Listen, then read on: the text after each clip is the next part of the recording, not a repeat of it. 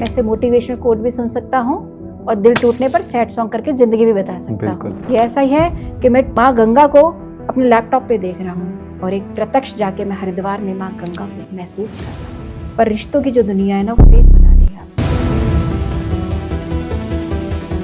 मंत्र दीक्षा के बाद मैं जब से मिलूं तब से मुझे ऐसा लगता है कि मुझे एनेस्थीसिया लग गया। अब मुझे कोई फर्क नहीं पड़ता। धर्म भ्रमित नहीं करता, धर्म ज्ञान देता है। टूटते वो हैं जिनके पास प्लान बी नहीं होता। आज आप 10 करोड़ कमा रहे हैं, कल को आप 100 करोड़ भी कमा लोगे। रिश्ते कमाएं। मैंने एक अनार लिया, उसको खोल दिया, उसके दाने निकल गए। अब मैं बोलूं कि अच्छा ऐसा करो, इनको दोबारा से जोड़ो तो कि एक संबंध बना है। ऊंचाई पर जाइए पर रूट्स को पकड़ के रखिए।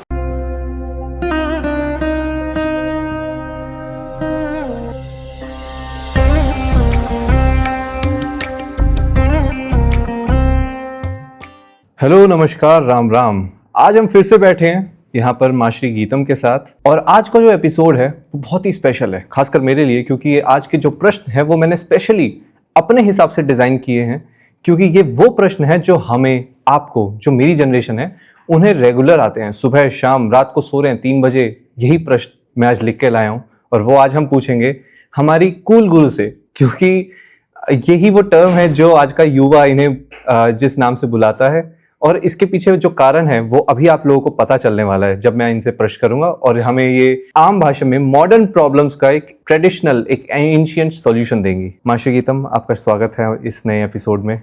नमो नारायण। नमो नारायण। सबसे पहले तो ये मैं जानना चाहूंगा, आपको पहली बार कूल गुरु कब और किसने बुलाया? पहली बार जो मुझे एक कूल गुरु, मेरे एक शिष्य हैं, तो उनको लगा था कि जब मंत्र दीक्षा होगी मैं मंत्र दूंगी और आगे बढ़ जाऊंगी कि आप जप करिए। उनको पता ही नहीं था कि उस प्रॉब्लम जो है जिस पे आप जूझ रहे हैं इस वक्त, आपके हृदय में इतना कुछ भरा हुआ है, तकलीफ या कुछ भी जो भी है, कि मैं उसमें मंत्र को डालूं कैसे। एक गुरु की जो जिम्मेवारी बनती है कि शिष्य को ऐसा रखना कि वो आनंद में उसकी यात्रा शुरू हो जाए। जो पहले ही दुख में है, पीड़ा में है, तो उसको मंत्र कैसे दूं? तो पहले तो है उसका अंदर से, भीतर से जो है कि उसको तुम मांगो, क्या मांगना है तुम्हें, क्या मदद चाहिए। उसके बाद फिर उसको जो सॉल्यूशन था, तो वो मुझे कहता है कि आप रिलेशनशिप एक्सपर्ट भी हैं क्या? कि आपसे ज़्यादा मैंने कूल गुरु कहीं नहीं देखा। मुझे लगा था वही ट्रेडिशन फॉलो होगा, मंत्र दिया जाएगा और आप बोलेंगे अब इतना जब साधना करो, अब ये करो और आप चले जाएंगे। तो मेरे लिए था कि जब तुम्हारे भीतर शांति होगी तुम साधना भी तभी कर पाओगे। तो उन्होंने कहा कि आपसे बात करके मुझे इतना कंफर्टेबल फील हो रहा है कि मैंने सोचा ही नहीं था कि गुरु भी इतना कूल हो सकता है। तो तब से वो कूल गुरु नाम से मुझे पुकारा जाने लगा। मेरे को भी ये लगता है जब आपसे बात होती है तो एक वो कंफर्ट है। यूजुअली हम जब स्पिरिचुअल लीडर से मिलते हैं या फिर साधकों से मिलते हैं, आमतौर पे अगर मैं बात करूं तो हम जितने भी टीवी पे पंडित और बाबा जो हैं इनको सुनते हैं तो एक फीलिंग ये आती है कि अरे मेरे पेरेंट्स भी यही बोलते हैं, है ना, ये भी वही रिपीट कर रहे हैं, ये तो मुझे पहले से ही पता है, मुझे पता है ये इंटरेस्टिंग नहीं है। बट एक नया पर्सपेक्टिव जो आप लेकर आते हैं वो अपने आप शुरू किया। वो कैसे शुरू किया आपने एक नया पर्सपेक्टिव? मेरा जो उद्देश्य है अपनी बात को आप तक समझाने का है। मेरा उद्देश्य बात को बोलना नहीं है। बात को बोलना और समझाने में अंतर है। और मैं तब समझा पाऊंगी जब मैं आपके नज़रिए से भी देखना शुरू कर दूंगी कि आप क्या सोच रहे हैं। और जब हमारे वो विचार मिल जाएंगे, हमें सॉल्यूशन वहीं से मिलता है जब हम पहले एक लेवल पर आ जाए, दोनों की समझ एक सी हो जाए। तब समझ का जब सॉल्यूशन आता है, गुरु का मतलब उपदेश देना नहीं, उसके अंदर भीतर उतरना है। ज्ञान को बोलना नहीं, ज्ञान को भीतर उतारना है। अंदर जो अंधकार है उसको प्रकाश में दीपक से जला के उस अंधकार को निकालना है। वो ज्ञान किस फायदे का जिसको आप उतार ही नहीं पाए अपने जीवन में। तो जब आपको लगेगा कि हाँ मुझे ये बातें समझ में आ रही हैं कि इस बात को ये भी सॉल्यूशन है। मैं कभी नहीं कहती कि पेरेंट्स से अगेंस्ट जाएं आप, पर हाँ कैसे एक संयम बनाया जाए, दोनों में एक बैलेंस। क्योंकि पेरेंट्स की एक अपनी जनरेशन है और आज की जो जेन ज़ी है उसका एक अपना नज़रिया है। तो मेरे लिए पेरेंट्स भी इम्पॉर्टेंट है और उनके बच्चे भी, और मेरा कार्य है कि उनको एक साथ रखना। पर ऐसा क्यों है कि पेरेंट्स और जो आप जो जनरेशन है या उनके जो भी बच्चे हैं, चाहे किसी भी जनरेशन के हो, एक हमेशा गैप ज़रूर देखने को मिलता है। और वो गैप कहाँ से आता है? क्योंकि पेरेंट्स भी उसी एज से निकल के गए हैं, वो भी देख रहे हैं दुनिया चेंज हो रही है, कल्चर चेंज हो रहा है, ट्रेडिशंस चेंज हो रहे हैं। पर जब बात आती है इन्फॉर्मेशन को आगे पास ऑन करने की या फिर उनकी प्रॉब्लम समझने की, तो वहाँ पे एक गैप ज़रूर देखने को मिलता है, जो पेरेंट्स भी एग्री करते हैं और बच्चे भी एग्री करते हैं।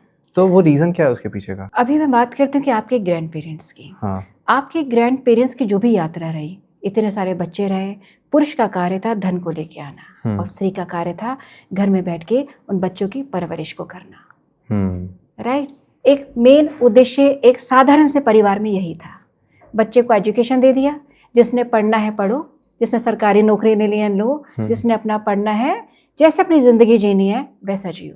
तब एजुकेशन के लिए वो पीछे डंडा लेके नहीं भागते थे। हाँ। मैं आपके ग्रैंड पेरेंट्स की बात कर रही हूँ, आज से 70 साल पहले। हाँ, तो उनका बस था कि धन अर्जित किया, घर में दिया और बच्चों की भरण पोषण का जिम्मेवारी निभाई। स्त्रियों ने अपना रोल निभाया, पुरुष ने अपना रोल निभाया। अब जब आपके पेरेंट्स ने कहा, देखा होगा तो कहा होगा कि मैं इनसे और बेहतर अपने बच्चों को दूं। अब बच्चों को स्कूल भेजना नहीं, अच्छे स्कूल में भेजो कि मेरा बच्चा लायक बने। राइट? तो वहाँ से जो उनके जो ग्रैंड पेरेंट्स थे और जो पेरेंट्स के बीच में यहाँ पर एक सोच का फ़र्क आ गया। उन्होंने अपने जीवन में जो अच्छा और बुरा देखा, उन्होंने ये सोचा कि मैं अपने, ये बुरी चीज़ थी, मैं अपने बच्चे में संस्कार नहीं डालूँ। यहाँ पर जनरेशन ने काम किया संस्कार भी डालने का, माता ने काम किया संस्कार भी डालने का, और पिता ने जो अपना कार्य था धन अर्जित करके आपको बड़ा करने का। अब जो आपकी जो जनरेशन आई है, मैं अगर बोलूँ तो सबसे ज़्यादा एजुकेटेड और एडवांस जनरेशन है। राइट?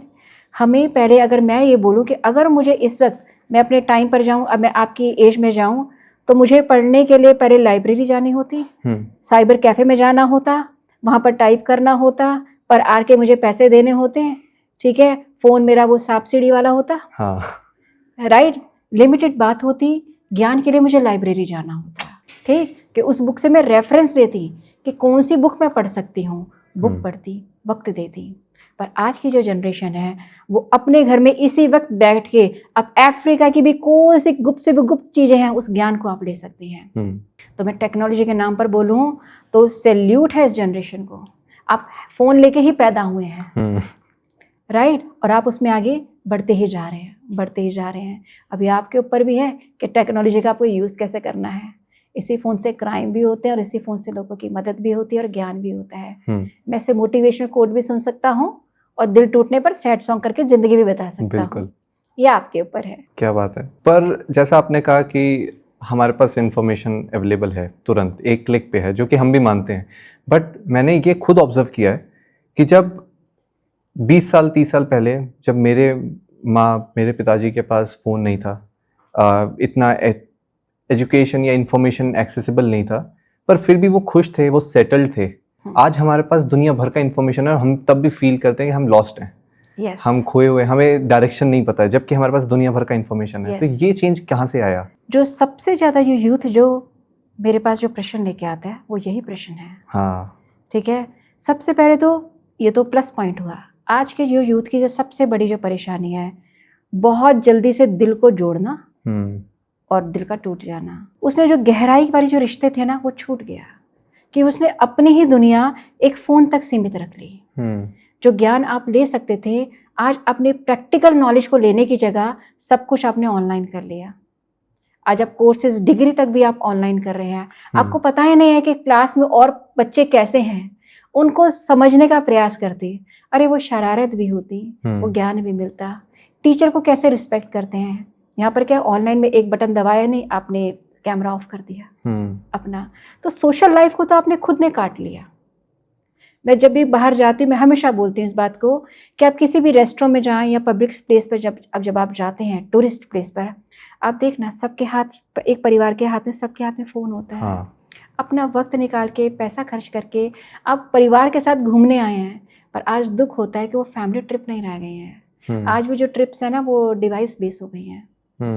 कि तुरंत आप फोटो क्लिक करके अपने दोस्त को भेज रहे हैं, आप वो भूल गए कि आपके माता पिता भी साथ में ही हैं। तो हर दिन आप बिजी रहते हैं, पर जो माँ बाप के साथ बैठ के जो बातें होती थी, जो पिता का जो ज्ञान होता था, परिवार को समझने की जो समझ मिलती थी, रिश्तों को समझने की, चाहे वो अच्छे हों या बुरे हों।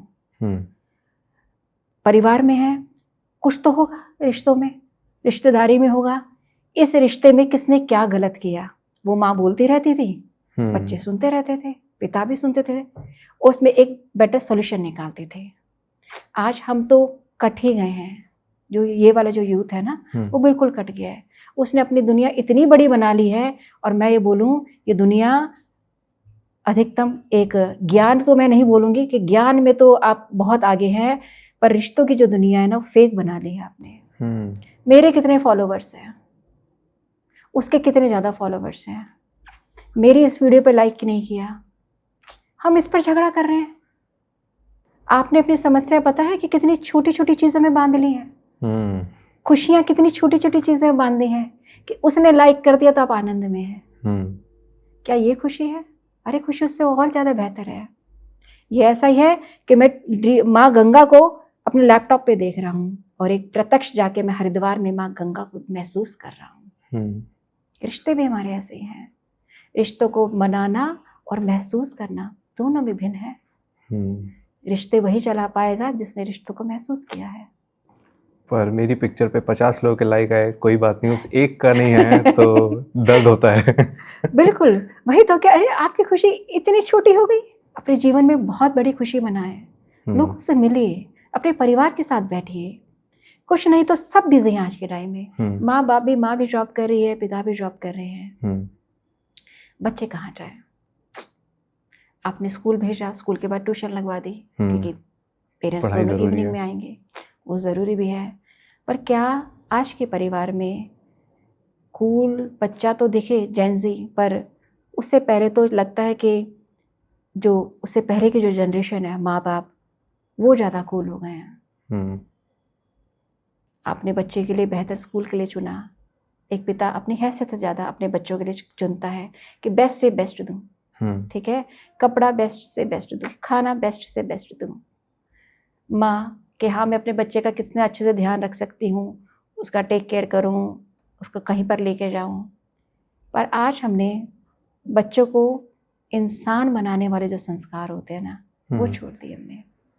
बच्चे के अब कराटे क्लास करा दो, पेंटिंग क्लास, डांस क्लास, संस्कार डालने की जो अपने क्लासेस जो थी ना, आध्यात्म डालने की जो क्लासेस थी ना, वो आप भूल गए। ईश्वर से कनेक्शन वो है, मेरे इष्ट से। मैं रहूं या ना रहूं, मेरी संतान कल को अकेली ना रहे। किसके भरोसे? उसके भरोसे।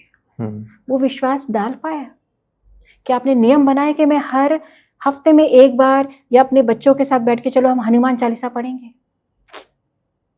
मैं अगर बोलूं तो दूसरे मजहब के लोग इस मामले में बहुत अच्छे हैं। उन्होंने वर्क किया, लिटरली उन्होंने वर्क किया इसके बारे में।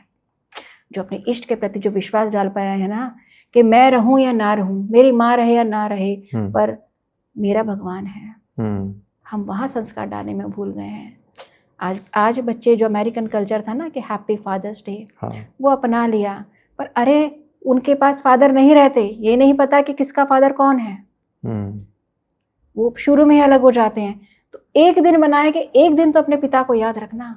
अच्छा, हमारे परिवार में तो हम तो संयुक्त परिवार वाले थे ना, हमारे पास तो पिता हर वक्त रहता है, जो हर वक्त डांटेगा भी, सब कुछ करेगा। अगर आज हमारे पिता डांट दें और दूसरे के पिता ना डांटें, तो हम क्या बोलेंगे? उसके पिता अच्छे हैं, कि उसके तो हम कंपैरिजन करने लग जाएंगे। तो रिश्तों को तो समझना होगा, वरना जितनी जल्दी आप रिश्तों में आ रहे हैं, उतनी जल्दी रिश्तों में जा भी रहे हैं। क्या आपने सोचा? आपके माता और पिता कितने भी उनमें बीच में डिसएग्रीमेंट्स हो, आज भी साथ हैं। पर जो आज का जो यूथ है, आपको लगता है कि अरे आप रिश्ते बनाने बहुत अच्छा है, अपनी पसंद से रिश्ता बनाना और भी ज़्यादा अच्छा है, आपकी समझ मिलनी चाहिए। पर जो प्रेम जितना आपने छोटी छोटी चीज़ों में बांध के रख लिया है ना, प्रेम उससे बहुत बड़ी चीज़ है। जिस दिन आप ये समझ जाएंगे तो रिश्तों में लंबे चलेंगे आपके।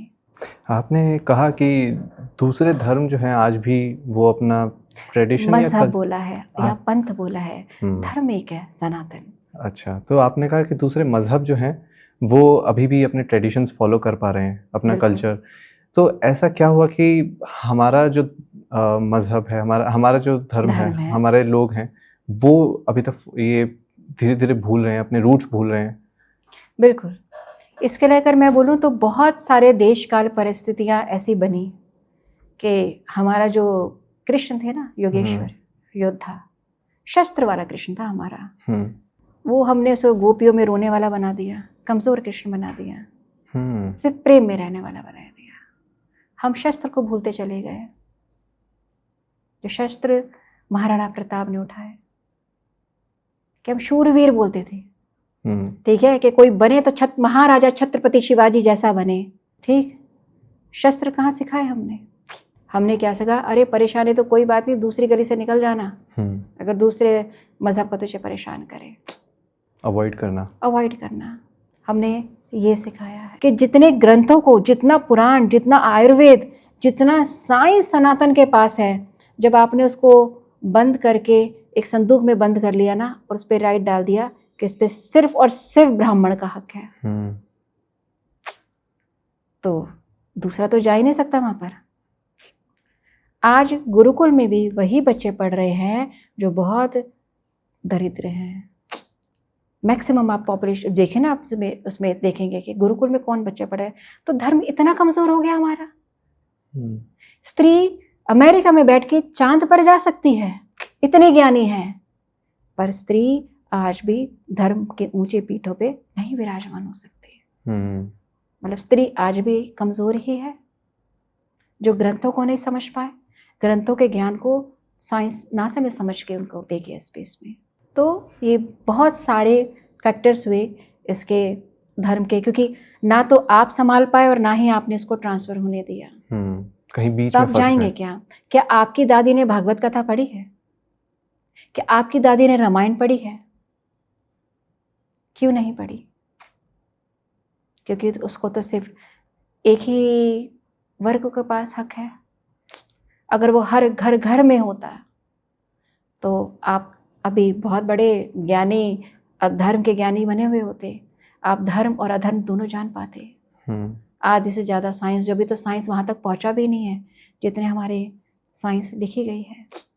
शायद यही रीज़न होगा कि आज जो यूथ फेस कर रहा है, वो इन्फॉर्मेशन जो हमारे पास थी वो आज हमारे तक नहीं है, ट्रांसफर नहीं, ब्रेक हो गई। अब तक्षशिला जो यूनिवर्सिटी है, पूरे यूनिवर्स से हमारे पास आते थे, कितना ज्ञान था, इसका कितना एडमिशन लेना कितना टफ था, पर उसको जला दिया गया, तो ज्ञान ट्रांसफर होगा कैसे? आज सिर्फ मान्यता रह गई हैं। जैसे सावन में शिव जी पे दूध चढ़ाते हैं, हाँ जी, राइट। हमें कि शिव जी का मंत्र आता है और हमें शिव जी पे जाके जल चढ़ाना है। हाँ। मेरे एक बहुत अच्छे एक आयुर्वेदिक आचार्य से बात हो रही थी, तो उनसे मुझे जो इन्फॉर्मेशन मिली, मैं चाहूँगी कि वो आप आज मैं शेयर करूँ। वो कहते हैं कि आयुर्वेद में सावन के अंदर दूध नहीं पीना चाहिए गाय का। अच्छा। गाय जो भी पशु है उसका दूध नहीं, हजम नहीं होता। और जितने भी शिवालय थे वो गांव के बाहर होते थे। अब गाय से जब आप दूध नहीं निकालोगे तो गाय के लिए पीड़ा है। हाँ। निकालना जरूरी है। अब निकालोगे तो उसका करोगे क्या? तो उसको निकाल के गांव से बाहर जो शिवालय है उस पर अभिषेक किया जाता था कि वो दूध यूज नहीं हो। आयुर्वेद था उसके पीछे, हर एक के पीछे एक साइंस थी, क्योंकि शिवजी जी का जो जल होता है उसे कोई ग्रहण नहीं करता। कृष्ण पे चढ़ाओगे, किसी और भगवान पे, तो पंचामृत लेके आप ग्रहण कर लेंगे। तो हर चीज के पीछे एक साइंस है, पर वो साइंस का जो माध्यम था वो हम तक पहुंचा ही नहीं। इसलिए होता है ना कि यूथ खड़ा हो जाता है, अरे क्यों करना है, क्या कारण है? तो यही साइकिल यहाँ से ब्रेक हुई है। वो जितना भी इंफॉर्मेशन था आज वो अंधविश्वास बन के रह गया, क्योंकि हमें उसका कोई लॉजिक ट्रांसफर नहीं हो पाया। बिल्कुल, पर हर चीज के पीछे लॉजिक है। सनातन, मैं बोलूं कि इतना गहराई में इतना विशाल है। सोचिए कि ये तो सब जानते होंगे कि हनुमान चालीसा कितने टाइम पहले लिखी गई, उसमें भी डिस्टेंस अर्थ से सन का कितना है, वो भी सटीक के सटीक लिखा गया। कोई यान नहीं है, कोई वाहन नहीं है, कैसे पहुंच गए वो वहां पर? उस टाइम पे रही होगी कोई टेक्नोलॉजी, कोई जो भी है। तो मैं बोलती हूँ कि आज आपको प्रयास कर रहे हैं आप उसके लिए, सूर्य तक पहुंचे नहीं है अभी आप, अभी तक तो हमारा जो नासा हो चाहे कोई पहुंचा नहीं है वर्ल्ड का कोई भी। सूर्य तक कैसे पहुंच जाओगे? इतना करीब कैसे पहुंच जाएगा कोई? डिस्टेंस के लिए एग्जैक्टली तो जाना पड़ेगा ना। हम लाइट ईयर्स की बात करते हैं, स्पेस की यूनिट्स की, तो इतना तो जाना चाहिए। तो एग्जैक्टली जितनी भी है वो आज इतने सालों पहले कैसे निकली भाई? तो ये तो सोचने का विषय है कि आप अध्यात्म में जितना जाओगे उतना ज्ञान लेके ही आओगे। धर्म भ्रमित नहीं करता, धर्म ज्ञान देता है। और ज्ञान को समझने के लिए इतनी आपकी बुद्धि इतनी विशाल होनी चाहिए कि मैं जो पढ़ रहा हूँ वो समझ के पढ़ सकूं। प्रश्न तो आप तब उठाएंगे ना जब आपने पढ़ा हो। जब पढ़ा ही नहीं तो प्रश्न कैसे उठा सकते हैं? तो आज की जो जनरेशन है, बिना पढ़े प्रश्न उठाना है उसे। अरे पढ़ के प्रश्न उठाओ तो अच्छा भी लगे। चलिए ऐसे और इंफॉर्मेशन को डिकोड करते हैं इसमें। मेरे पास ऐसे बहुत सारे सवाल हैं आज के लिए। सबसे पहले तो आज मैं सुबह जब आ रहा था, मैंने देखा कि एक न्यूज़ पढ़ रहा था मैं कि हमारा जो 15 to 30 ईयर्स का एज है, उनका मेंटल हेल्थ बहुत डाउन होता जा रहा है। इनफैक्ट उन्होंने बोला था 70% डाउन हो गया कंपेयर टू हमारे प्रीवियस वाली जो जनरेशन है। तो ये मेंटल हेल्थ को लेके हमारे धर्म में क्या लिखा हुआ है, क्या कहा गया है, और हम इसको ठीक कैसे कर सकते हैं? हमारा जो धर्म जो कहता है कि पहले 7 से जो 8 साल तक का जो बालक होता है या बालिका, उसको बिल्कुल बच्चे की तरह जितना प्यार कर सकते उसे प्यार करो। डांटना भी है, डांटो भी। पहला 7 साल होता है। अब 7 से जो 16 साल की जो आयु जो होती है उसको दोस्त बन के समझो। एक बना रखा है कि 7, 16, 8 ऐसा करके। क्योंकि जो 13 साल से लेके, साइंस क्या है इसके पीछे, 12 से लेके 17 साल तक की जो बच्चे की जो आयु होती है उसमें बहुत बड़े हार्मोन्स चेंज हो रहे होते हैं। ये आप मानते हैं इस बात को? उस बच्चे की बॉडी में क्या हो रहा है उसे खुद कुछ पता ही नहीं है। वो अपने आप में ही जूझ रहा है वो बच्चा। और उसमें अगर वो पेरेंट्स, क्योंकि और वैसे भी सोचिए लॉजिकली, आप 7 साल के बच्चे को बोल सकते हैं कि आप जाके ये वाला काम कर लीजिए, वो सुनेगा, इंस्ट्रक्शन फॉलो करेगा और कार्य करने लग जाएगा। 8 साल से बड़े बच्चे को बोलो कि आप जाके ये जाके करेंगे, क्यों करना है? वो प्रश्न पूछेगा क्योंकि उसका बुद्धि का विकास हो चुका है। प्रश्न पूछना कभी गलत नहीं है। किससे पूछेगा वो? प्रश्न का सही जवाब देना माँ बाप की जिम्मेवारी है। तो हर चीज के पूछे वो लॉजिक पूछता है, क्यों करना है मुझे ये, मैं ही क्यों करूं? और पेरेंट्स सोचते हैं कि अब ये जवान चलाने लग गया, पहले ही शांत था, अब ये बहुत खराब हो गया, बहुत बिगड़ गया। अरे अवस्था को समझो, उसकी मेंटल हेल्थ जो है ना डेवलप हो रहा है। पूछो, उसकी बुद्धि का विकास हुआ, पहले वो करता था, अब क्यों करना है? ये माता पिता की जिम्मेवारी बनती है। तो यहाँ पर आपको उसकी बुद्धि से समझ के कि वो चाहे लड़का हो चाहे लड़की हो, वो पहले ही अपने बॉडी के जो हार्मोन्स है उसे समझ रहा है। छोटा बच्चा ही तो था, अब विकास हो रहा है उसका। तो उस वक्त आप उसके एक दोस्त बन के उसको समझाएं, क्योंकि 17-18 साल तक का आपने जो रिश्ता जो अपने बच्चों के साथ बना लिया वो सदैव बना रहेगा। और जो बात की आपने डिप्रेशन की, तो यस, डिप्रेशन उन्हीं में है कि जहाँ पर माँ बाप ने भी साथ नहीं दिया बच्चे की इस अवस्था को लिए। बच्चे ने वो दुनिया अपनी बाहर दोस्तों में ढूंढी, दोस्त जो हैं वो आए और गए, बदलते चले गए। उसका दुख, दोस्त नहीं मिले तो एक आपने अपोजिट जेंडर में ढूंढे। जितनी आपकी समझ उतनी उसकी भी समझ। वो भी आप आज प्रेम है, कल को प्रेम नहीं रहा, कल को दूसरे से प्रेम हो गया। तो इतना बच्चा इमोशनली ब्रेक हो जाता है दिल से भी, क्योंकि ये बात अब वो ना तो माँ बाप से बात कर सकता है ना वो दोस्तों में, क्योंकि दोस्तों में भी उसका मजाक उड़ा जाएगा। ठीक है कि मेरा इससे भी ब्रेकअप हो गया, उसने भी मेरा ब्रेकअप हो गया, चाहे वो लड़की हो लड़का हो। हमें समझना होगा, सबसे पहला जो स्टेप है वो बनता है ड्यूटी, जो रिस्पॉन्सिबिलिटीज बनती है परिवार की। क्योंकि परिवार से, माँ बाप से ज़्यादा सगा कोई नहीं होता। हम ये बोलें कि आप बच्चों को बोलें कि आपको अपने पेरेंट्स से समझाना है, पर मैं दोनों तरफ से बोलती हूँ कि ये प्रयास बच्चा तब आएगा जब आपने इतना कंफर्ट जोन दिया है उसको, वो आपके पर इतना विश्वास करे कि आप उसको डांटेंगे नहीं, आप उसको समझेंगे, तो बच्चा आपको सब बात बताएगा। आप ही का बच्चा है, प्रश्न करना बिल्कुल गलत नहीं है। आपको खुश होना चाहिए कि मेरा बच्चा इतना प्रश्न कर रहा है, कि उसका बुद्धि का विकास हो रहा है, समझदार हो रहा है मेरा बच्चा। हम इससे नहीं लेते। हम क्या बोलते हैं, बच्चा उल्टा प्रश्न पूछना लग गया है, उल्टा सवाल उठा रहा उल्टा सवाल उठाता है कि हम तो ज़बान सवाल भी नहीं लड़ाता उठाते, जबान लड़ाता है। तो यहाँ रिस्पॉन्सिबिलिटी पेरेंट्स की बनती है। जहाँ आप यहाँ पे हो गया, एक कहते हैं ना कि एक रिश्ता, सबसे प्रिय रिश्ता जो माँ बाप का एक संतान से जब बन जाए, फिर तो लाइफ में कितने भी अप डाउन्स आए, राइट, हम जहाँ पर अपनी दुनिया छोटी कर देते हैं ना, चाहे सुख की या दुख की, स्पेशली दुख की, तब वहाँ पर हम गिर जाते हैं। बच्चों को लगता है कि मैं ये बात किससे करूं। कितना यूथ सुसाइड करता है, क्यों करता है? अकेला है, अकेला है, किसके साथ शेयर करे? क्योंकि दोस्त तो आया राम और गया राम है।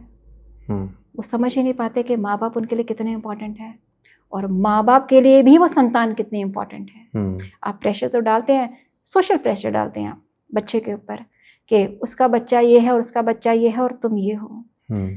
अरे भगवान ने ऐसा ही करना होता तो सबको एक ही संतान नहीं दे देता। आपको यूनिक बच्चा दिया है, हर एक बच्चा यूनिक है, आपको समझना है उसे।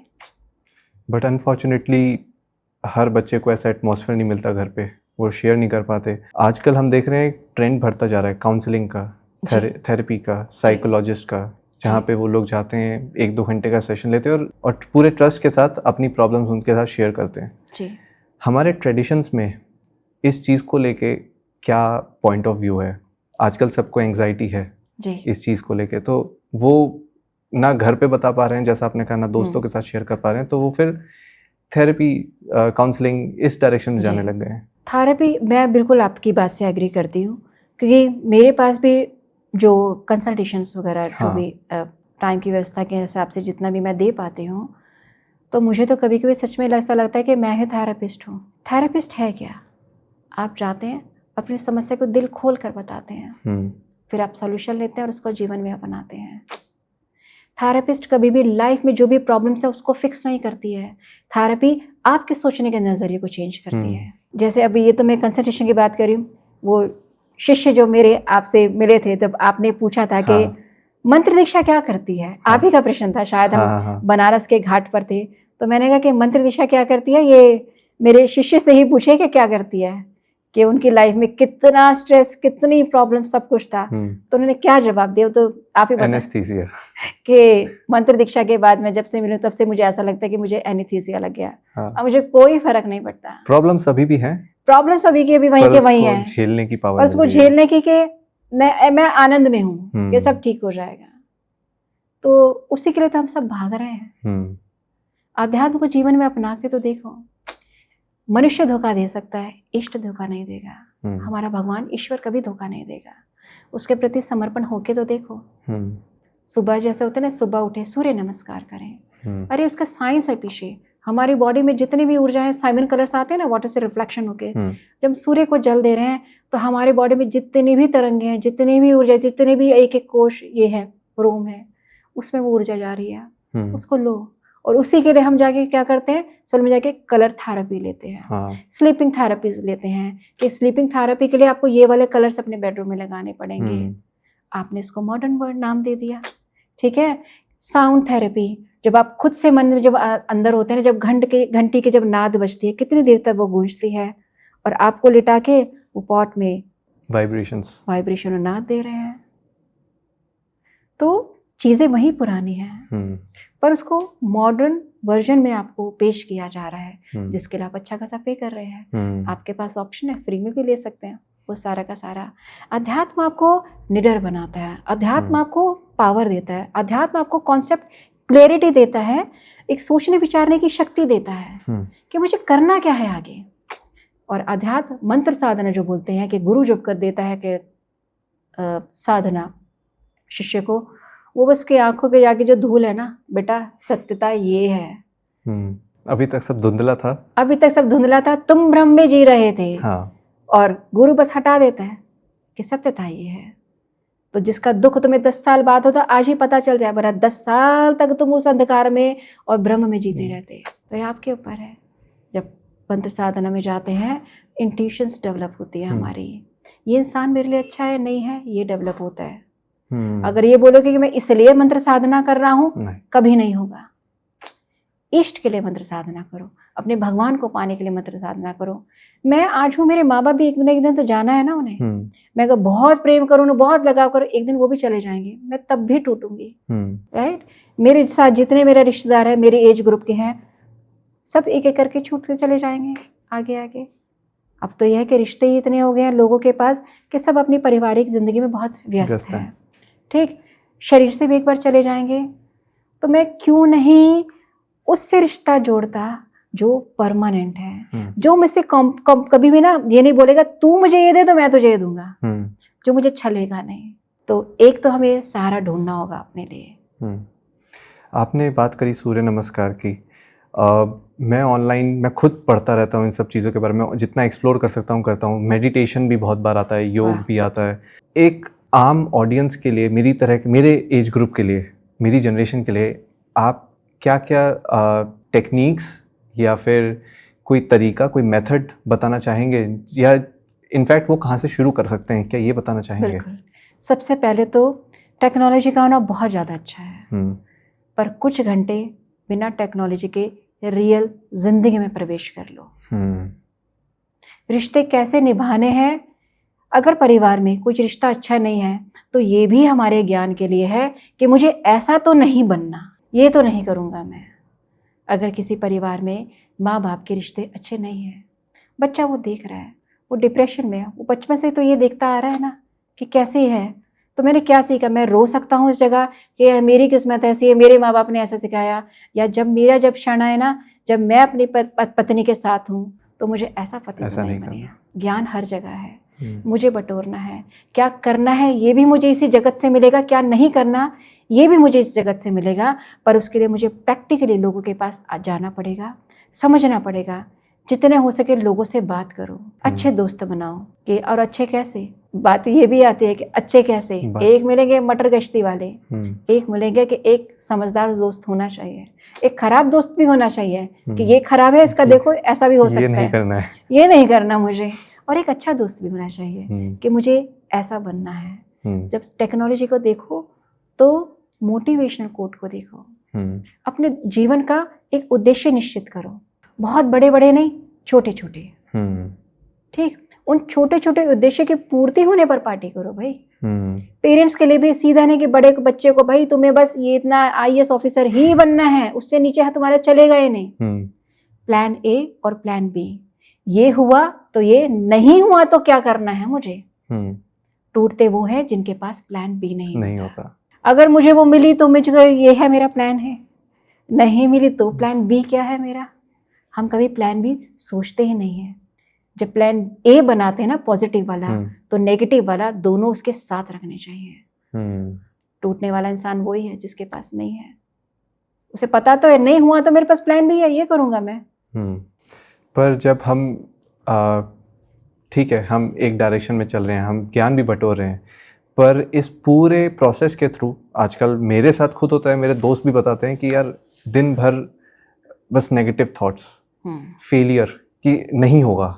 एक तो होता है कि चलो ठीक है, हो गया तो ठीक है, नहीं हुआ तो देखेंगे। एक होता है कि होगा ही नहीं, है ना। स्टार्टिंग से ही वो एक फीलिंग जुड़ी रहती है। क्या ये नॉर्मल है, या इसका मतलब मेरे अंदर ही कुछ फॉल्ट है, मैं गलत कर रहा हूँ उसमें, या मेरा एफर्ट कम है?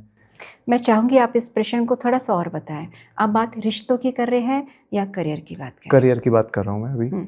और रिश्ते भी हम बोल सकते हैं इसमें कि जैसे हम किसी के साथ रिलेशनशिप में हैं तो हम एफर्ट डाल रहे हैं, पर लग रहा है कि नहीं यार ये इनफ नहीं है, ये ख़त्म ही होने वाला है, ये मैं इनफ नहीं कर रहा हूँ, या सामने वाले से एक्सपेक्टेशंस नहीं है उतनी।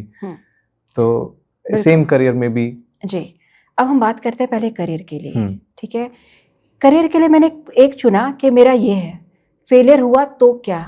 ठीक है, आपको खुद जितने लोग तैयारी करते हैं, जैसे मेरे शिष्य हैं जितने IAS या गवर्नमेंट जॉब के लिए तैयारी कर रहे हैं, उस बच्चे को अच्छे से पता होता है कि मैं कर पाऊंगा या नहीं कर पाऊंगा।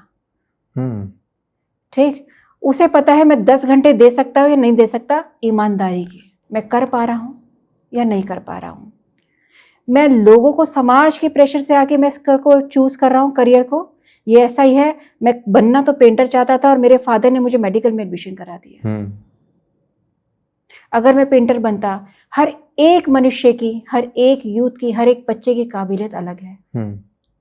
क्या मैं अपनी काबिलियत के हिसाब से चल रहा हूँ? और इसमें तो कितनी सारी मूवीज़ भी आ चुकी हैं, हर चीज़ है। पहले मैं क्या करना चाहता हूँ और मैं कर क्या रहा हूँ, करना क्यों है? पहले अपने आप से ये सवाल पूछो तो। क्या दुनिया जगत को दिखाना है कि मुझे एक डॉक्टर बनना है? मैं बन भी गया, अच्छा डॉक्टर बन पाऊंगा? हर क्षण लगेगा अरे क्या ये मुसीबत है। कई जगह ऐसा होता है कि पेरेंट्स बोलते हैं कि इस लाइन में, इस प्रोफेशन में तुम्हें धन नहीं मिलेगा। अरे उसको और, तुम जेंजी हो, ठीक है, उसको और एडवांस करना सीखो। कैसे मैं इसको और एनहांस कर सकता हूँ? आजकल तो इतने स्टार्टअप्स वगैरह भी जितने भी चल रहे हैं, ये यूथ है ना हमारा, ये बहुत स्मार्ट है, हमसे भी ज़्यादा स्मार्ट है। वो तुरंत हर चीज़ का सॉल्यूशन निकाल के दे आते हैं। आपके पास इतना कुछ है, अपने स्किल्स को बेहतर बनाने के लिए ही और जाएं, ना कि अब तो समाज आपका तो ये फ़ोन ही हो गया है, तो इस समाज का अच्छे से यूज़ करें।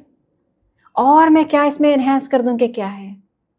जैसे एक जितने स्टार्टअप्स आते हैं ना कि चाय वाला, अरे सोचिए कि उसने चाय बेच के वो इतना हिट हो गया, उसने इतना धन अर्जित कर लिया, जस्ट आइडिया जो थोड़ा सा चेंज कर दिया, उसने सोच, उसका नज़रिया, वे ऑफ प्रेजेंटेशन चेंज कर दी, थोड़ा सा चेंज करके चल जाती हैं चीज़ें।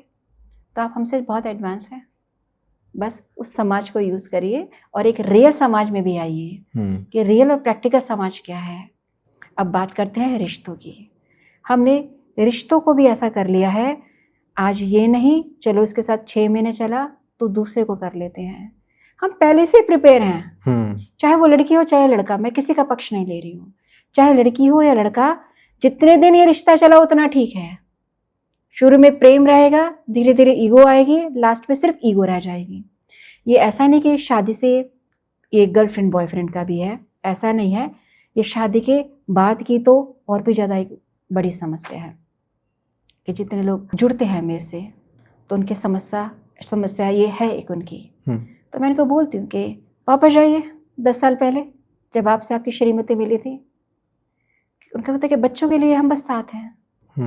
अब बच्चों के लिए साथ है तो आप भावनात्मक हैं, आपका प्रेम है, बच्चों से है, बस अब आपस में आपका प्रेम खत्म हो गया दोनों का, उसको कैसे जोड़ेंगे? तो उसके लिए वापस से प्रयास करिए, क्योंकि आज आपके हाथ में सिर्फ अहंकार और ईगो रह गया। आपने समस्या को अपने से ज़्यादा जगत में फैला के उसको बताया। आज आप एम्बेरस हो रहे हैं दूसरे के परिवार के सामने जाने में, आपने इतना खराब कर दिया है। कोई बात नहीं, पास्ट था ना, भविष्य अपने हाथ में है ना। ये क्षण मेरे हाथ में और आने वाला भविष्य मेरे हाथ में है। मेरी मर्जी है, मैं पुरानी गंदगी को लेके वापस ढोता चलूं या उसको छोड़, मट्टी डाल और आगे चल। बात करें दोनों। आजकल क्या है, ब्लॉक कर दिया एक दूसरे को, हस्बैंड वाइफ ने बेडरूम चेंज कर लिया, अलग अलग हो गए, ब्लॉक कर दिया, लिमिटेड वर्ड्स में बात हो रही है। प्रयास कहाँ छोड़ा? ये टेक्नोलॉजी जहाँ जिससे आप जुड़े थे वो आप जब उसी से अलग हो गए हैं। बात तो करनी होगी हर रिश्ते में। जरूरी नहीं है कि हर बार आप बात करें और प्रॉब्लम का सॉल्यूशन ले आए। एक बार बात करें। जहां बात करना बंद कर देते हैं ना, वो सबसे बड़ी आज के यूथ की समस्या है। एक मैरिड कपल की रिलेशनशिप की सबसे बड़ी समस्या है। बात तो आपको करनी होगी, चाहे अच्छे से बुरे से, विनम्र होकर बात करो। आप अहंकार में बात करोगे तो कभी सॉल्यूशन तक नहीं पहुंचोगे। समस्या किसके जीवन में नहीं हुई? भगवान राम के जीवन में समस्या नहीं हुई? माँ सीता को लेके गए, कृष्ण के साथ समस्या नहीं हुई? मीराबाई के साथ समस्या नहीं हुई? हर एक संत जो है उनके साथ समस्या नहीं हुई? पर संयम, बुद्धि कैसे बनाया जाए, इस पे दोनों को ही सोचना पड़ेगा, पत्नी को भी और पति को भी। आपके पास ये नहीं, आपके पास पैसे आप बहुत कमा सकते हैं दोनों, रिश्ते कहाँ से कमा के लाओगे? आज आप 10 करोड़ कमा रहे हैं, कल को आप 100 करोड़ भी कमा लोगे। रिश्ते कमाए, उससे भी ज्यादा कीमती। उस 100 करोड़ को एंजॉय करने के लिए एक रिश्ता बनाया कि मैं उसके साथ उसको एंजॉय कर सकूं। या आप टेम्परेरी रिश्ते में रहे, आज नहीं तो कल दूसरे, परसों दूसरे। एक अपना सगा ही बना लो। इससे मुझे 2 प्रश्न है। एक पहला, ब्रेकअप लोग कर लेते हैं, है ना? आपने कहा बात करिए, पर कभी कभी बात नहीं बनती है तो लोग ब्रेकअप कर लेते हैं। क्या वो सही है ब्रेकअप कर लेना, या फिर बात करके सॉर्ट आउट करना, अपना प्रॉब्लम्स जो इश्यूज हैं उनको रिजॉल्व करना, वो ज़्यादा सही है? हमेशा हर चीज़ का रिश्ते को तोड़ना बहुत आसान है, हम्म। ठीक है। ये ऐसे ही है, मैंने एक अनार लिया, उसको खोल दिया, उसके दाने निकल गए। अब मैं बोलूँ कि अच्छा ऐसा करो, इनको दोबारा से जोड़ो, तो मुश्किल कितना है। आसान था उसको तोड़ना। कप को, प्लेट को मैंने तोड़ा, पीसेस में आ गए, जुड़ तो गया, दरार रह गई। रिश्तों में समझदार तो होना पड़ेगा। हम क्या कर रहे हैं, फर्स्ट साइड लव के पीछे जा रहे हैं हम लोग। दिख कैसे रहा है, हैंडसम दिख रहा है, बहुत गुड लुकिंग प्रिटी गर्ल दिख रही है, जान तो लो उससे विचार आपके मिलते हैं नहीं मिलते हैं। एक अच्छा पार्टनर होना, ये भी हमने सोशल स्टेटस बना लिया है कि सबसे सुंदर मेरे दोस्तों में मेरा पार्टनर होना चाहिए, राइट। मैं वही कह रही हूँ कि अपनी खुशियाँ जो है ना, बहुत छोटी छोटी और यूजलेस पॉइंट्स पर आपने इकट्ठी करके रख ली है। हर चीज़ों को, हर रिश्तों को देखो, जो सीरियस होगा उस रिश्ते में ना, वो हमेशा चाहेगा कि रिश्ता बन के रहे हमारा।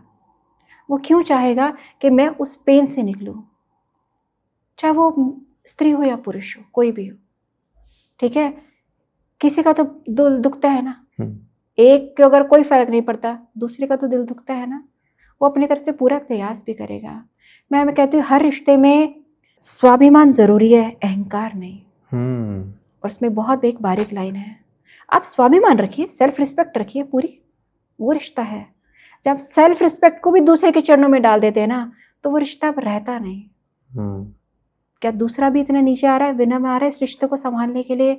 अगर आप सोच रहे हैं मैं रिश्ते को नहीं, कोई बात नहीं, मैं इसको आगे ढोता रहूंगा, तो ये सिर्फ और सिर्फ पेन देने वाला है। तो ऐसे रिश्तों को तो बोलूंगी आप छोड़िए, आपका जीवन है, बहुमूल्य जीवन है, भगवान ने आपको दिया है, आप छोड़ के आगे बढ़िए। किसी एक के पीछे बर्बाद मत करिए, बिल्कुल बर्बाद नहीं करिए।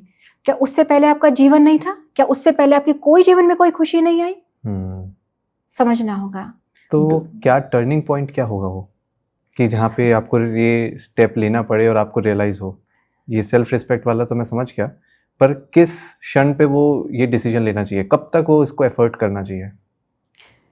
सबसे पहले तो मैं चाहूँगी कि हर रिश्ते में बात करना बहुत ज़रूरी है।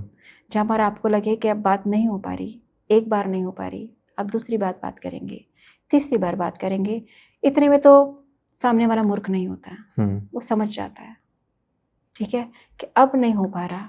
तो ऐसे रिश्तों में जब आपकी बन ही नहीं पा रही, तो आप कौन से रिश्तों को चलाने की बात कर रहे हैं? दोनों पटरियां अलग अलग हैं, साथ जाएंगे ही नहीं, राइट। साथ जाने का कोई चांस दिख ही नहीं रहे, उसके विचार अलग है और आपके विचार अलग हैं। जैसे अभी एक है जिसने कहा कि लड़की अपने नौकरी के लिए उनको छोड़ के चली गई। मैंने कहा नौकरी तो बहाना था, आपको बहुत पहले छोड़ के चली जा चुकी है वो। शायद आप भी उस डिस्कशन में थे। तो प्रेम होता तो क्या कृष्ण और राधा का प्रेम कम था? जब आप सोच लेते हैं, ठान लेते हैं कि मुझे इसी के साथ रहना है, दोनों तरफ से जब ठान लेते हैं, तो वो स्टोरी कंप्लीट होती ही होती है। राधा और कृष्ण, क्या माँ पार्वती ने कितना प्रेम किया, हर बार जन्म लिया और उनके लिए साधना करी। ये तो बहुत, मैं तो देव की बात कर रहा, आप साधारण मनुष्य होके ही मनुष्य वाला ही प्यार कर लीजिए एक बार। तो जब लगे कि किसी भी हालत में नहीं हो पा रहा, क्योंकि रिश्तों में ज़्यादातर हमेशा या तो एक थर्ड पर्सन या एक ईगो, इसके अलावा तीसरा रीज़न मुझे दिखता नहीं है अभी तक, जितने भी हैं मैक्सिमम केसेस में। और एक आपने पहले पिछले क्वेश्चन के आंसर में बोला था कि कुछ लोग टेम्पररी ही सोच के आते हैं। एग्जैक्टली। वो क्या वो सही है, क्या वो गलत है? हम आपके हिसाब से आपका क्या पॉइंट ऑफ व्यू है उसके ऊपर? जो लोग टेम्परेरी सोच के आते हैं ना, उनके लिए तो पहले तो प्रेम है ही नहीं, वो सिर्फ टाइम पास है। आप जब भी किसी के साथ ऐसा करते हैं कि मेरे लिए टाइम पास की कोई भी है, तो टाइम पास के लिए आप शरीर तो नहीं समझ रहे, मतलब आपके लिए उसकी फीलिंग्स तो कुछ है नहीं, राइट। कोई इमोशंस, कोई दुख और सुख, कोई फर्क नहीं पड़ता। आप इतने सेल्फिश हैं, आप सिर्फ अपनी भावना को देख रहे हैं कि मेरे को टाइम पास के लिए कोई पर्सन चाहिए। समझना होगा क्या ये। अब मैं इसको बोलती हूँ कि जैसे कोई पुरुष है, एग्जाम्पल लेते हैं, वो किसी फीमेल के पास एक टाइम पास के लिए कि हम तो टाइम पास कर रहे हैं, ये टाइम पास आप अपनी बहन को अलाउड कर दोगे कि टाइम पास? ये टाइम पास अपनी माँ को अलाउड कर दोगे कि तुम्हारे पिता से नहीं बन रही तो टाइम पास कर लो? पहले सम्मान करना सीखो हर रिश्ते का। अब ये बात आती है कि स्त्री के एंगल से, क्योंकि मेरे लिए अगर मैं बोलूँ कि जगत में लड़के ऐसे नहीं, दोनों ही आजकल टाइम पास कर रहे हैं, स्त्री भी टाइम पास कर रही है। और ये दुख होता है कि समाज किस तरफ जा रहा है। जो हमारा यूथ, हमने जो सोचा था कि बहुत एडवांस और बहुत टेक्नोलॉजी को लेके थे, ज्ञान को लेके वो आगे निकलेगा, वो उसकी नींव तो बहुत खोखली है। आप ऊंचाई पर तो चले गए, धन बहुत बहुत कम उम्र में अधिक धन कमाते हैं आप हमसे। आपकी जितनी उम्र थी और मेरी जितनी उम्र में आप धन कमा रहे होंगे, मेरा तो बहुत कम होगा धन उस वक्त। आपने धन तो कमा लिया पर खोखले निकले आपके रिश्ते कितने हैं। आप फाउंडेशन में काम करना भूल गए। तो ये जो यूथ जो है हमारा, ये तो समझना होगा उसको। तो ये जो टेम्पररी रिलेशनशिप है उससे उनको उस वक्त तो खुशी है, दोनों पार्टनर्स को खुशी है, टेम्पररी वो लोग खुश हैं, बट क्या ये आगे जाके उनके लिए नेगेटिव भी साबित हो सकता है या? यस, परफेक्ट, बहुत अच्छा प्रश्न। जब हमें एक बार टाइम पास करने की आदत पड़ जाती है ना, तो हम दूसरे के साथ भी टाइम पास करते हैं, फिर तीसरे के साथ करते हैं। अगर कभी हम किसी एक के साथ सीरियस हो भी जाए ना जीवन में और कोई प्रॉब्लम बीच में हुई, तो हम क्षण भर नहीं लगाएंगे छोड़ने के लिए, क्योंकि हम इतने टाइम पास अपने जीवन में कर चुके हैं, यूज्ड टू हो चुके हैं, बिल्कुल यूज्ड टू हो चुके हैं। आना जाना, आना जाना, आपने वही गेट आना खोलना रखने के लिए, बन रही है तो बनो, नहीं बन रही तो जाओ यहाँ से। वो गेट आपने इतना कर दिया, इंसान को समझने के लिए टाइम दो। ये दोनों की तरफ से प्रयास होगा। मैं नहीं कहती कि रिश्तों में एक ही जना बस मजबूरन और बैगिंग करता रहा रिश्ते को संभालने के लिए। रिश्ते वही चल पाएंगे जहाँ दोनों तरफ से होगा। आजकल लड़कियां भी पूरा सक्षम है, अच्छा कमाती हैं, विवाह भी हो जाए, सब कुछ है, नहीं बनी वो क्षण भर नहीं लगाएगी छोड़ने के लिए, क्योंकि डिपेंडेंसी उसकी कुछ है नहीं, राइट। और ऑप्शन जहाँ स्त्री के लिए भी है वहाँ पुरुष के लिए, दोनों के लिए ऑप्शंस हैं, अल्टरनेटिव। तो इस सोसाइटी को हमने कर क्या दिया? खोखला कर दिया, चमक चांदनी रह गई है, बस रिश्ते खोखले होते चले गए हमारे। तो इन पर तो काम करना होगा हमें। यूथ को सोचना तो होगा कि जो मैं कमा रहा हूँ, खुशी कमा रहा हूँ, आनंद नहीं कमा रहा, और जो भी मेरे साथ है वो टेम्परेरी है। परमानेंट पे वर्क करो ना, वरना कब तक बदलते रहोगे। अभी जो आपकी जनरेशन है ना, जो चल रही है, जब ये 55 की होगी, ये तब उसे एहसास होगा, क्योंकि उस वक्त आपको इतना इजीली आपको पार्टनर नहीं मिलेगा। तब आपको अपने एक सगे की जरूरत होगी, और वो सगा होगा कौन? पार्टनर। पार्टनर के साथ तो आपने स्विच करते चले गए, तो उस वक्त कोई नहीं बचा, फिर कोई नहीं बचा। अभी को तो आपको लग रहा है कि बहुत हमारी एडवांस जनरेशन है भाई, हम देश की सत्ता गिरा देते हैं, राइट। नेपाल में किया, बांग्लादेश में किया कि हम सत्ता तक गिरा से। अरे ताकत है आपकी, बिल्कुल ताकत है, पर क्या उसी यूथ ने ये समझा कि हम करने से जो भी हमने जितने भी उस देश के रिसोर्सेज को डिस्ट्रॉय किया वो हमारे लिए तो थे। द्वेष मेरा उस देश की सरकार से था, पर रेल जलाई, गाड़ी जलाई, स्कूल जलाए, स्कूल जो भी वाहन, ट्रेन जलाई, किसके लिए थी? कोई नेता ट्रैवल कर रहा था। देश में जब दंगे होते हैं ना, यूथ सामने आया, वो यूथ की समझ सब कब चली जाती है कि ये नेता लोग नहीं जाते उसमें, बस एक मैसेज आता है, सब इकट्ठे हो जाओ, दंगे करने हैं, इसी यूथ के पास जाता है ना। क्या वो यूथ ये नहीं देखता कि पीछे से मैसेज कहाँ से आया है, पीछे से कहाँ से आया है? क्या वो उसमें है उस दंगों में लड़ने के लिए? बिल्कुल नहीं। सब कुछ तो है आपके पास, बस समझ को गहराई में उतारना होगा। आजकल मैं देख रहा हूँ यूथ अपना पार्टनर ढूंढने में बहुत टाइम लगाते हैं, इसी वजह से जो लोग पहले से ही सतर्क हैं, पहले से ही सोच रहे हैं कि नहीं मुझे सही चुनना है, और इस वजह से वो डिले भी करते जा रहे हैं। तो ऐसा कुछ है कि ये एक राइट टाइम होता है या राइट पीरियड होता है पार्टनर के साथ रहने का, शादी करने का, या आपके अकॉर्डिंग हमें वेट करना चाहिए, जब तक सही नहीं मिलेगा तब तक ढूंढते रहेंगे? सही तरीका क्या है? आपका जो प्रश्न है उसमें तो कितने लोग अभी अनमैरिड ही रह गए हैं। हाँ। और आयु भी इतनी हो गई है, उनके क्या मिलने के कोई चांसेस भी नहीं है। पहले की लाइफ मुझे लगता है कि बेहतर थी। अच्छा। कि जहाँ पर एक राइट एज में शादी हो जाती थी, कि जैसे मेरे पेरेंट्स के टाइम पर तब लव मैरिज का ट्रेंड नहीं था, पूरा एक अरेंज मैरिज होती थी और वो आज भी रहते हैं साथ में। झगड़े कर लें, डिसएग्रीमेंट्स कर लें, पर साथ रहेंगे वो, राइट। परिवार में जाना है, शादी ब्याह है, कुछ भी है, वो साथ रहेंगे, सारे के सारे बच्चों के सामने साथ रहेंगे। हमारे वाली जो जनरेशन ना, द परफेक्ट ही चाहिए, कॉम्प्रोमाइज ना मैं करूंगी ना सामने वाला करेगा, तो आपको कभी परफेक्ट पार्टनर नहीं मिलेगा। पहले तो आपको ये जानना होगा। परफेक्ट तो मुझे कभी कोई नहीं मिलेगा, कोई भी नहीं हुआ परफेक्ट, ठीक है।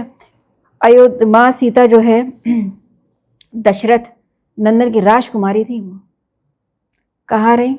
परफेक्शन ढूंढने लगती, अरे वनवास में चला गया, अरे वापस ले जाते हैं, ठीक है।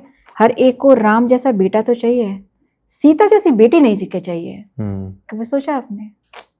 कष्ट नहीं होना चाहिए हमारी लाइफ में। और दूसरी चीज, रिश्तों में सबसे ज्यादा जो खराब चीजें होती हैं, जब आप एक पति पत्नी का जो रिश्ता है बिगड़ा, थोड़ा बिगड़ा, और जब आपने, चाहे वो बेटी का पक्ष हो चाहे वो बेटे का पक्ष हो, आपने अपने रिश्तेदारों को इन्वॉल्व कर लिया शुरू में ही। जब आपको लगा एक्सट्रीम हो गया, मैं नहीं कर पा रहा, देन यस आपको इन्वॉल्व करना चाहिए उस रिश्ते में। अच्छा। पर आपको लगता है कि आप हर खबर वहां की वहां देंगे और आप हर खबर वहां की वहां देंगे, आप माँ के बेटे बनेंगे और वो माँ की बेटी बनेगी, तो आप माँ के बेटा और माँ की बेटी बन के रहेंगे। अच्छी पत्नी और अच्छे पति तो नहीं बन पाएंगे कभी जिंदगी में। इसको समझना होगा। आपका आपकी पत्नी से क्या संबंध है, कितना प्रेम है, वो कभी नहीं जान पाएंगी, क्योंकि प्रेम आप नहीं बताते। आपके अंदर कितने अवगुण हैं वो आपकी पार्टनर जरूर बता देगी आपके अपने रिश्तेदारों में, तो वो आपको नेगेटिव एंगल से ही देखेंगे। तो ये समझ डेवलप करनी होगी हमें रिश्तों के लिए।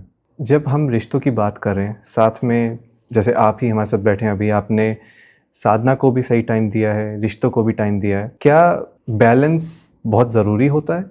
और आजकल की जनरेशन में हम लोग, जैसे मैं खुद के लिए ले लूँ, खुद का एग्जांपल लूँ अगर, तो काफ़ी ज़्यादा करियर ओरिएंटेड हो गए हैं। तो रिलेशन, इनफैक्ट मैं पार्टनर की भी बात नहीं कर रहा, मेरे बाकी के रिलेशन जो हैं, पेरेंट्स के साथ, कजन्स के साथ, फैमिली के साथ, वो कहीं ना कहीं अब मुझे रियलाइज़ होता है काफ़ी सफ़र करा बीच में। तो ये बैलेंस आज का युवा कैसे बनाए? क्योंकि अब उनको रिलेशन जो कर रहे हैं वो फुल रिलेशनशिप पे ही फोकस कर रहे हैं, जो करियर पे है जिनका ध्यान वो फुल करियर ही कर रहे हैं। ये बहुत बहुत बहुत ज़रूरी है। जब तक आप अनमैरिड हैं, राइट, तो आपका अपने पेरेंट्स के साथ भी एक रिश्ता बहुत ज़रूरी है। आई एम नॉट सेइंग कि बहुत एकदम से ओपन हो जाओ, उनसे बातें करो। अपना बात जानने से पहले उनके साथ आधे घंटे बैठ के उनकी दुविधा जानने की कोशिश करो। आपको लगता है सिर्फ आप सफ़र कर रहे हैं, वो भी कहीं ना कहीं दुखी होंगे। आपको क्यों लगे कि आपके पास वो लोग आए, आप क्यों नहीं जा रहे उनके पास, उनका दुख सुनने के लिए, उनका सुख सुनने के लिए? ये स्टेप तो आपको भी उठाना होगा। पहले रिश्ते, सबसे पहले जो कभी आपको धोखा नहीं देंगे वो है आपके माँ बाप। आप जाएं अपने बिजी वक्त में से, चाहे आप डाइनिंग टेबल पे रात को शाम को खाना खा रहे हैं, एक नियम बना दे कि परिवार इकट्ठा ही होके खाना खाएगा, राइट। चाहे आपकी शुरू में बात भी नहीं हो, आप आराम से बात करेंगे, थोड़ा सा लगेगा कि अरे इसको क्या हो गया, राइट। अपनी माँ से बात करें, अपने पिता से बात करें, कैसा काम चल रहा है ये बात करें, कहीं से भी शुरू करें। एक कहते हैं ना कि एक रास्ता तो बनाना होगा। फिर जब आपको बात करने की वो आदत हो जाती है, परिवार को एक दिन बात नहीं करोगे ना, वो अगले दिन पहचान जाएंगे कुछ हो गया, राइट। क्योंकि मैंने उस वाले को देखने की आदत हुई है जो रोज आता है और मुझसे पूछता है कि आज क्या बनाया है, आज क्या क्या हुआ, अरे कल ये हुआ था, तो वो एकदम से पहचान जाएगी कि आज तो ये दुखी है, राइट। अब ऐसी ही बात चलते हैं कि क्या करियर ही सब कुछ है हमारे लिए? धन दे सकता है करियर, खुशी नहीं दे सकता, रिश्ते नहीं दे सकता। और मैं तो कहती हूँ कि मैं चाहे बहुत बड़ी वर्ल्ड की साइंटिस्ट भी बन जाऊं, क्या फ़ायदा अगर मैंने रिश्ते नहीं कमाए अपनी ज़िंदगी में? तो चाहे वो माँ बाप से हो, चाहे वो गर्लफ्रेंड के साथ भी हो आपके रिश्ते, उसे भी वक्त दीजिए। 100% एक्सट्रीम कोई भी चीज़ का होना नुकसानदायक ही है। करियर छोड़ के माँ बाप के लिए जाओगे, फिर कमा के खाओगे क्या, राइट। करियर में चले जाओगे तो रिश्ते खो दोगे। गर्लफ्रेंड के साथ भी इतना एक्सट्रीम पर चले जाओगे तो करियर और माँ बाप सब छोड़ दोगे। तो बैलेंस तो ये आपको ही बनाना होगा, हर एक को बनाना होगा। There is no time table, इतना घंटा उसको देना, उतना घंटा उसको देना, उतना घंटा। माँ बाप के साथ आपकी बातें अलग हैं, गर्लफ्रेंड के साथ आपकी बातें अलग हैं, करियर में तो आपकी बिल्कुल एक अलग पर्सनैलिटी है। तो ये आपको डिसाइड करना है कि मुझे किस किस को देना है वक्त, पर हाँ देना सबको है। बनाएंगे सब अपना अपना देख लो भाई कि कैसे टाइम टेबल बनता है आपका, पर टाइम मैनेज करना बहुत ज़रूरी है, बिल्कुल, बैलेंस करना बहुत ज़रूरी है, हर चीज़ में बैलेंस बनाना पड़ेगा ही। बाकी आपसे बात करके बहुत अच्छा लगा कि यूथ को जो है, मेरी जनरेशन को क्या क्या ज्ञान मिला आज इस पॉडकास्ट में, और सिर्फ यूथ को ही नहीं, हमारे पेरेंट्स के लिए भी बहुत सारी चीज़ें थी इसमें सुनने के लिए, जो कि बिल्कुल ही अवश्य मैं अपने भी घर पे अपने पिताजी को, अपने माताजी को दिखाऊंगा। और मैं आपसे भी कहता हूँ कि आप भी अपने फैमिली में इसको शेयर करें और अपने दोस्तों में शेयर करें, क्योंकि ये सारी बातें बहुत इम्पॉर्टेंट है और इसके बारे में एटलीस्ट हमें फॉलो करेंगे, बट अभी सोचना बहुत ज़रूरी है इनके बारे में अभी। तो आपका बहुत बहुत धन्यवाद हमारे साथ जुड़ने के लिए माश्री, और मैं आशा करता हूँ आपको भी कुछ अच्छा लगा होगा मेरे साथ इन सब क्वेश्चनों का आंसर मुझे देने में। बहुत अच्छा लगा, क्योंकि ऐसे प्रश्न को हम या तो एक काउंसलर के पास जाके बात करते हैं, हाँ, राइट, या एक थेरेपिस्ट के पास जाके बात करते हैं। तो मैं भी आशा करती हूँ कि आपकी जो जनरेशन के जो बच्चे हैं उनको भी सीखने का मिलेगा कि एक संबंध बना है। ऊंचाई पर जाइए, पर रूट्स को पकड़ के रखिए। और आपने एक बार फिर प्रूफ कर दिया कि आप एक कूल गुरु हैं। जितनी भी बातें हैं, जो भी हमने टॉपिक्स उठाए, वो काफ़ी ज़्यादा आसानी से और कंफर्टेबली अपने सबका आंसर दिया। Thank you so much. NaMo Narayan.